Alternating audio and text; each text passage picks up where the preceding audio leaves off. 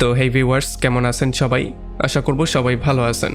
তো আজকে আমরা এক্সপ্লেন করছি বুলেট কান্ট্রি মুভিটা। আর এই মুভিটা বানানো হয়েছে খুবই সুন্দর একটা গল্প নিয়ে। একবার চিন্তা করুন, যদি আপনি আর আপনার ফ্রেন্ড জঙ্গলে ঘুরতে গিয়ে অনেক দিনের পুরনো একটা গুপ্তধন পেয়ে যান, তাহলে ব্যাপারটা কেমন হবে। কিন্তু গল্পটা শুনতে যতটা মজার মনে হচ্ছে, ব্যাপারটা এতটাও ইজি না। যার মানে বুঝতেই পারছেন গল্পটা কতটা ইন্টারেস্টিং একটা গল্প। সো চলুন কথা না বাড়িয়ে শুরু করি আজকের ভিডিও। তো এই গল্পের শুরুতে আমরা দেখতে পারি তিনটা লোককে, যাদের নাম ছিল ওয়েন, কিটেন আর রবিন। তারা তিনজন একটা গাড়ির মাধ্যমে রাত্রে কোথায় যেন যাচ্ছিল। যদিও ওয়েন পেছনে ঘুমাচ্ছিল, কিন্তু একটু পরে কিটেন আর রবিন তাদের মুখোশ পরে একটা ঘরের মধ্যে চলে আসে। আসলে আমরা জানতে পারি তারা গর্ডি নামের একটা ছেলেকে কিডন্যাপ করতে এসেছে। তো এরপরে যখনই তারা রুমের মধ্যে গিয়ে চেক করে, তখন তারা দেখতে পারে গর্ডি ঘুমাচ্ছিল। এখন যখনই কিটেন তাকে ধরার ট্রাই করে, তখন গর্ডি উল্টো তার উপরেই আক্রমণ করে দেয়। আর এই ব্যাপারটা দেখার পরে রবিন গিয়ে তার ছোট ভাইয়ের উপরে হাঁটু দিয়ে আঘাত করে। এখন এইটার জন্য যখন গর্ডি একটু আহত হয়ে যায়, তখন কিটেন তাকে বেহুশ করে তাকে তুলে এদিকে নিয়ে আসে। এরপর তারা দুজন মিলে গাড়ির ডিকির মধ্যে তাকে ভরে তারা দুজন গাড়ি ড্রাইভ করে সামনের দিকে যাওয়া শুরু করে। তারপরে পরদিন সকালবেলা যখন গর্ডিকে ডিকি থেকে বের করা হয়, তখন এই ব্যাপারটা আমরা জানতে পারি যে তারা হচ্ছে গিয়ে আসলে পুরনো ফ্রেন্ড। তারা স্কুল লাইফের ছোটবেলার বন্ধু। এই জন্য এখন তারা তাকে কিডন্যাপ করেছে শুধুমাত্র মজা করার জন্য। কারণ একটা ব্যাচেলার পার্টি দেওয়ার কথা ছিল, আর এই ব্যাচেলার পার্টিতে তারা তাদের শহর কিটেনে গিয়ে সমস্ত পছন্দের বারগুলোতে যাওয়ার সিদ্ধান্ত নিয়েছিল। এই জন্য তারা প্রথমেই চলে আসে আর্কেডিয়া নামের একটা বারের মধ্যে। তবে এখানে এসেই তারা বুঝতে পারে যে এটাকে বার থেকে চেঞ্জ করে রেস্টুরেন্ট বানিয়ে দেওয়া হয়েছে। এটার জন্য তারা সবাই খুবই আপসেট হয়ে যায়। আর কিটেনও তাদের সবার কাছে মাপ চায়, কারণ এখানে আসার আগে সে অনলাইনে কোনোভাবে এটাকে চেক করেনি। তো এখন যখন এখানে সবাই ড্রিঙ্ক করছিল, তখন গর্ডি শহরটার মধ্যে ঘুরে ঘুরে তার পুরনো দিনগুলোর কথা মনে করা শুরু করে। এরপর সে একটা অ্যান্টিক শপের মধ্যে চলে আসে, যেই শপটার মধ্যে সে ছোটবেলায় প্রায় সময় আসতো। এখানে সে ক্যারোলিন নামের একটা মেয়েকেও দেখতে পারে। আমরা জানতে পারি যে 10 বছর আগে গর্ডি ক্যারোলিনের প্রেমে পাগল ছিল। যদিও শুরুতে গর্ডি তাকে চিনতে পারে না, তবে যখন ক্যারোলিন তাকে দু একটা গল্প বলে, তখন গর্ডির সমস্ত ব্যাপারটা মনে পড়ে যায়। আর এরপর তারা দুজন মিলে আড্ডা দেওয়া শুরু করে। আর এরপরে ক্যারোলিন একটা বাক্স নিয়ে তার সামনে রাখে। আসলে এই বাক্সের মধ্যে কিছু জিনিসপত্র ছিল, যেই জিনিসগুলো ছোটবেলায় গর্ডি তার কাছে রেখে দিয়ে চলে গিয়েছিল। আর এই জিনিসগুলো 10টা বছর যাবৎ সে সামলে রেখেছে। যখন বাক্সটা খোলা হয়, তখন আমরা দেখতে পারি এটার মধ্যে একটা ওয়াইনের বোতল আছে। তো এই জন্য ক্যারোলিন তাকে বলে যে আমাদের দুজনের মিলে এটা খাওয়া উচিত। তবে গর্ডি একটু মোড়ামুড়ি করছিল, কারণ সে মদ খাওয়া পুরোপুরিভাবে ছেড়ে দিয়েছে। এই জন্য ক্যারোলিন আর মদটা খায় না, আর সে তার সাথে গল্প করা শুরু করে। গল্পের ফাঁকের মধ্যে সে তাকে বুলেট গুপ্তধনের কথা বলে। সে বলে যে যখন কিছু বছর আগে সরকার সমস্ত বারগুলোকে বন্ধ করে দিচ্ছিল, তখন বুলেট পরিবার তাদের বারটা বন্ধ হওয়ার আগে তাদের যত কামাই ছিল, মানে তাদের সারা জীবনের কামাইটা পাশের জঙ্গলের মধ্যে লুকিয়েছিল।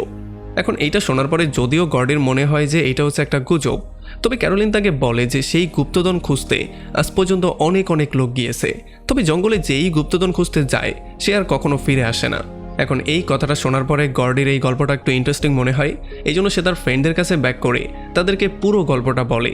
আর সে বলে যে আমাদের সবার মিলে উচিত জঙ্গলে গিয়ে সেই গুপ্তধনটা খুঁজে বের করা, কারণ যদি আমরা সবাই মিলে গুপ্তধনটা পেয়ে যাই, তাহলে খুব শীঘ্রই আমাদের টাকা পয়সার সমস্ত অভাব চলে যাবে। তবে এখানে কিটি আর রবিন একেবারেই এটা বিশ্বাস করতে পারছিল না। তাদের মনে হচ্ছিল এটা লোকদের বানানো একটা গল্প। তবে তখন আবার গর্ডি তাকে বুঝিয়ে বলার ট্রাই করে যে দুনিয়ার প্রত্যেকটা গল্পের পেছনে একটু না একটু সত্যি তো অবশ্যই থাকে। এখন এমন আর্গুমেন্ট করতে করতেই একটা পর্যায়ে তারা সেই গুপ্তধন খুঁজে বের করার জন্য রাজিও হয়ে যায়। তো এরপর যখন তারা খাবার দাবার খাচ্ছিল, তখন এখানে একটা লোক এসে রবিনের সাথে ফ্লার্ট করার ট্রাই করে। তবে এইটা দেখার পরে গর্ডির মাথা প্রচণ্ড গরম হয়ে যায়, আর সে তাকে এখান থেকে চলে যাওয়ার জন্য বলে। তবে যখন এই লোকটা যাচ্ছিল না, তখন গর্ডি প্রচণ্ড রাগ করে টেবিল থেকে ছুরি নিয়ে তার গলায় ধরে তার গলাটাই কেটে ফেলার ট্রাই করে। আর এই ব্যাপারটা দেখার পরে এখানে তার বন্ধুবান্ধবও সবাই শকড হয়ে যায় যে হঠাৎ করে তার কি হয়ে গেল। তবে তারা তাকে তেমন কিছু বলে না।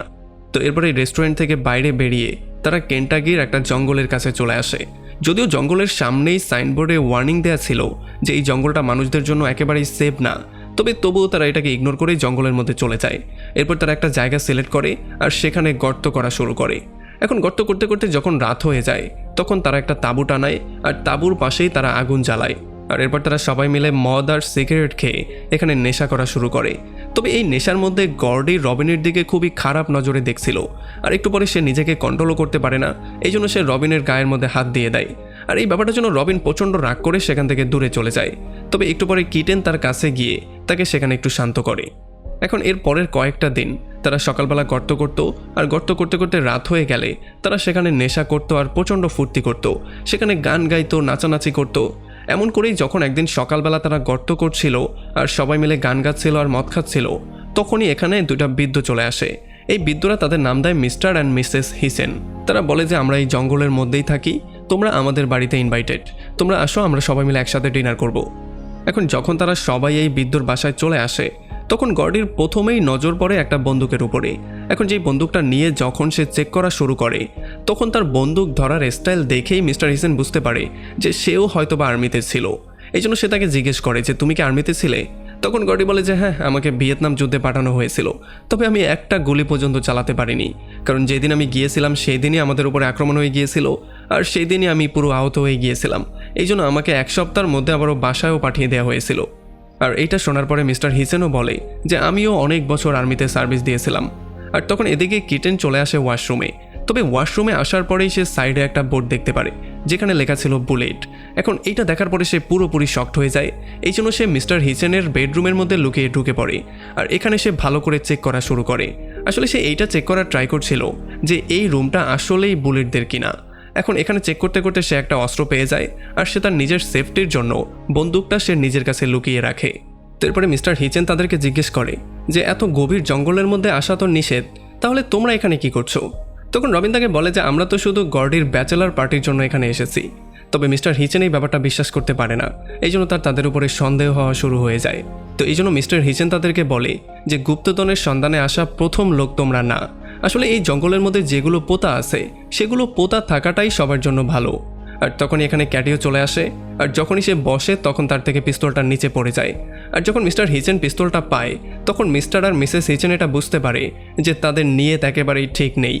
আর এরপরে মিস্টার হিচেন তারও তার পরিবারের গুপ্তধন লুট করার চেষ্টার জন্য তাদের সবাইকে দোষারোপ করা শুরু করে।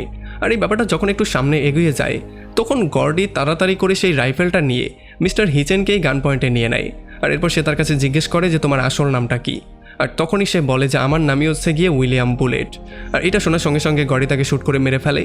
আর এই ব্যাপারটা দেখার সঙ্গে সঙ্গে তার সমস্ত ফ্রেন্ড সার্কেলও পুরোপুরি শক্ট হয়ে যায়। যদিও বাইরে নিয়ে রবিন তাকে উল্টাপাল্টা অনেক কিছু বলে, তবে গর্ডি তাকে চুপ করিয়ে দেয়। সে বলে আমি যেটা করেছি সেটাই বেস্ট। এখন তারা মিসেস হিসেনকে বন্দি করে তারা পরামর্শ করা শুরু করে যে তার সাথে কি করা উচিত। তখন গর্ডি তাকে বলে যে আমাদের তাকেও মেরে ফেলা উচিত, কারণ যদি মিসেস হিসেন বেঁচে থাকে তাহলে পুলিশকে সে সাক্ষী দিবে আর আমরা সবাই ফেঁসে যাব। আর এখন যেহেতু তাদের কাছে অন্য কোনো অপশন নেই, এই জন্য রবিন এই দায়িত্বটা নেয়, সে মিসেস হিসেনকে মেরে তাকে কবর দিবে। তো এরপর তারা এখান থেকে সমস্ত প্রমাণাদি মুছে ফেলে, আর এরপর তারা সেখান থেকে সকালবেলা বেরিয়ে চলে আসে। এখানে এসে তারা ক্যাম্পেরও সমস্ত নাম নিশানা মুছে ফেলে, যাতে করে কেউ বুঝতেই না পারে এখানে কেউ ছিল। আর এরপর যখন তারা রুমে ব্যাক করে, তখন আমরা দেখতে পারি অরিতাকে বলে যে তুমি যেই পাপটা করেছো সেটা একটা ভয়ঙ্কর রকমের পাপ, আর এই পাপ তোমাকে সারা জীবন ফলো করবে। এখন এটা শোনার পরে গর্ডের মনটা আরও একটু খারাপ হয়ে যায়, এই জন্য সে একটু হাঁটাহাঁটি করতে বেরিয়ে পড়ে। সে হাঁটতে হাঁটতে মিস্টার বুলেটের ঘরের মধ্যেই চলে আসে, আর তার এখান থেকে মদ নিয়ে সেগুলোই খাওয়া শুরু করে। আর তখন এদিকে কিটেন আর রবিন গর্ডিকে খুঁজতে বেরিয়ে পড়ে। তারা দুজন দুই দিকে গিয়ে তাকে খোঁজার সিদ্ধান্ত নেয়, আর 1 ঘন্টা পরে এখানেই এসে মিট করার প্ল্যানিং করে। এখন যখন তারা দুজন দুদিকে চলে যায়, তখন রবিন একটু সামনে যাওয়ার পরেই গর্ডিকে পেয়ে যায়। আর গর্ডি রবিনকে দেখার সঙ্গে সঙ্গেই তাকে সামনে বসতে বলে। এরপর সে মাপ চায় সেদিনের রাতের জন্য, যেদিন রাতের বেলায় সে তাকে ভুলভাবে স্পর্শ করেছিল। আর এই ব্যাপারগুলো বলার পরে সে তাকে বলা শুরু করে যে আমি সেদিন নিজেকে আর আটকাতে পারিনি, কারণ আমি অনেক বছর যাবৎ তোমাকে ভালোবাসি, কিন্তু কখনোই আমি এটা বলতে পারিনি। আর এটা বলার সঙ্গে সঙ্গে সে আবারও তার কাছে আসার ট্রাই করে। আর যখনই সে তাকে কিস করার ট্রাই করে, তখন রবিন তাকে ধাক্কা দিয়ে একা ফেলে দিয়েই সেখান থেকে বেরিয়ে চলে আসে। আর অন্যদিকে কিটেন চলে আসে অন্য একটা জায়গায়।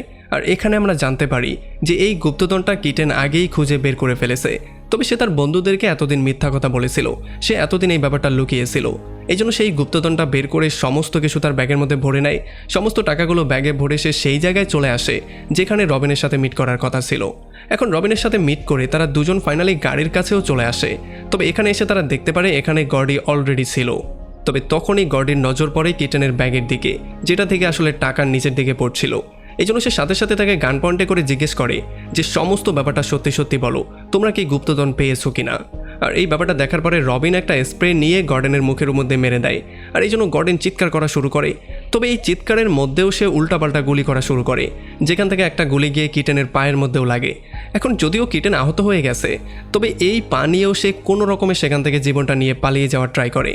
আর এরপরে গডি গাড়ির উপরেই পিস্তলটা রেখে তাদের দুজনকে খুঁজতে বেরিয়ে পড়ে, আর ওয়েনও তার পেছন পেছনই হাঁটছিল। তবে তখনই রবিন লুকিয়ে সেই গাড়ির কাছে এসে পিস্তলটা নিয়ে নেয় আর সে গডিকে ফলো করা শুরু করে। আর এরপরে যখনই সে গডিকে শ্যুট করতে যাচ্ছিল তখনই কিটেন তাকে আটকে ফেলে। আসলে কিটেনের ক্ষতস্থান থেকে যেহেতু অনেক রক্ত বেরোচ্ছে, এই জন্য তার অবস্থা প্রচণ্ড খারাপ হয়েছিল। আর এই ব্যাপারগুলো দেখার পরে রবিনও তার হাতে পিস্তলটা দিয়ে সে খালি হাতেই বেরিয়ে পড়ে গর্ডনকে খুঁজে বের করার জন্য। তবে যাওয়ার আগে সে তার কাছে প্রমিসও করে যায় যে এই সমস্ত টাকাগুলো তারা গরিবের মধ্যে বন্টন করে দিবে, তারা একটা টাকা নিজেদের কাছে রাখবে না। তবে একটু পরে গর্ডি ফাইনালি কিটেনের কাছে চলে আসে আর সে তার থেকে তার ব্যাগ আর পিস্তলটা নিয়ে সেখান থেকে বেরিয়ে যায়। যদিও ওয়েনও তার সঙ্গে ছিল, তবে ওয়েন তাকে রাস্তায় বলা শুরু করে যে নিজের বন্ধুদের সাথে শত্রুতা করা একেবারেই ঠিক না, এমনটা তোমার করা উচিত হয়নি। তবে গর্ডি কোনোভাবেই তার কোনো কথা শুনবে না, আর এই জন্য ওয়েনও প্রচণ্ড রাগ করে ফেলে। এই জন্য সে তাকে একা রেখে দিয়ে সেখান থেকে বেরিয়ে চলে যায়। তো এরপরে গল্প চলে আসে 10 বছর পেছনে। আমরা দেখতে পারি একদিন রাতের বেলায় গর্ডি, রবিন আর কিচেন মিলে যখন নেশা করে বার থেকে বেরোচ্ছিল, তখন নেশার এত পাওয়ারের জন্য কিটেন আর রবিন তো সেখানে বেহুশ হয়ে যায়। তবে গর্ডি কোনো রকমে নিজেকে জাগিয়ে রাখে। আর এরপর যখন গর্ডি ড্রাইভ করছিল তখন হঠাৎই তার চোখটা লেগে যায়, আর তখনই সে ভুল করে একটা মানুষকে অ্যাক্সিডেন্ট করে দেয়। আর এই ধাক্কার জন্য যখন তার চোখটা খুলে তখন সে গাড়ি থেকে বাইরে বেরিয়ে দেখতে পারে যে এই লোকটার অন্য কেউ না, এই লোকটা হচ্ছে গিয়ে ওয়েন নামের সেই লোকটা, যে কিনা এখন তার শেষ নিঃশ্বাসগুলো নিচ্ছিল। এটা দেখার পরে গর্ডি প্রচণ্ড ভয় পেয়ে যায়, আর সে বুঝতে পারে যে এখন পুলিশ তাকে ধরে জেলের মধ্যে ভরে দিবে। তো এই জন্য সে সিদ্ধান্ত নেয় পাশের জঙ্গলেই সে তাকে পুঁতে ফেলবে। আর যখন সে গিয়ে তাকে পোতার ব্যবস্থা করছিল তখন রবিন আর কিটেনেরও চোখ খুলে যায়। আর যখন তারা বাইরে বেরিয়ে আসে তখন তারা দেখতে পারে গর্ডন এই কাজটা করছে। এতে করে তারা সবাই প্রচণ্ড শকড হয়ে গেলেও তারা তিনজন মিলে সেদিন প্রমিস করেছিল যে আজকের রাত সম্পর্কে তারা কেউ কোনোদিন কাউকে কিছু বলবে না। তবে সেদিন থেকে গর্ডন এতটাই পস্তাচ্ছিল, মানে সে মনে মনেই এতটা পস্তাচ্ছিল যে সে সবসময় তার সঙ্গে ওয়েনের আত্মাটা দেখতে পেত, আর এই আত্মাটাই বারবার করে তাকে ফলো করত। যার মানে আমরা বুঝতে পারি যে এতক্ষণ পর্যন্ত ওয়েন তো তাদের সঙ্গে ছিলই না, সে ছিল শুধুমাত্র গর্ডির মাইন্ডের মধ্যে। আর তখন অন্যদিকে আমরা দেখতে পারি রবিন যখন দৌড়ে পালিয়ে যাওয়ার ট্রাই করে তখন সে একটা কাঁটা তারের মধ্যে আটকে যায়, কারণ সেখানে সে পা পিছলে পড়ে গিয়েছিল। তবে একটু পরে গর্ডিও এখানে চলে আসে আর সে রবিনকে শ্যুট করে মারতেই যাচ্ছিল, তবে তখন সে দেখতে পারে পিস্তলের মধ্যে বুলেট নেই। আসলে যখন সে কিটেনের থেকে গুলিটা নিয়েছিল তখন তার আগেই কিটেন সমস্ত বুলেটগুলো বের করে নিয়েছিল, এই জন্য সে আর শ্যুট করতে পারে না। তবে তখনই পেছন থেকে কেউ একজন গর্ডনকে শ্যুট করে মেরে ফেলে, আর তখন আমরা জানতে পারি এটা আর অন্য কেউ না, এটা ছিল মিসেস বুলেট। আসলে কালকে রাতের বেলায় যখন রবিন মিসেস বুলেটকে মারতে গিয়েছিল তখন সে তাকে না মেরে সাইডেই একটা গুলি করেছিল, আর এটার কৃতজ্ঞতার জন্য সে আর রবিনকে শ্যুট করে মারে না, তাকে জীবিত ছেড়ে দেয়। আর আমরা দেখতে পারি রবিন কোনো রকমে সেখান থেকে নিজেকে উদ্ধার করে আর্কেডিয়া বারের দিকে যাওয়া শুরু করে। আর এমনই একটা ইন্টারেস্টিং পয়েন্টে এই পুরো মুভিটা এখানে শেষ হয়ে যায়। তো আমাকে কমেন্ট করে জানান কেমন লাগলো ভিডিও। যদি ভালো লাগে তাহলে অবশ্যই একটা লাইক করবেন, আর যদি এখনও আমাদের চ্যানেলটা সাবস্ক্রাইব করে না থাকেন তাহলে প্লিজ করে ফেলুন। তো আমাদের দেখা হবে অন্য কোনো ভিডিওতে অন্য কোনো একদিন। Till then, take care.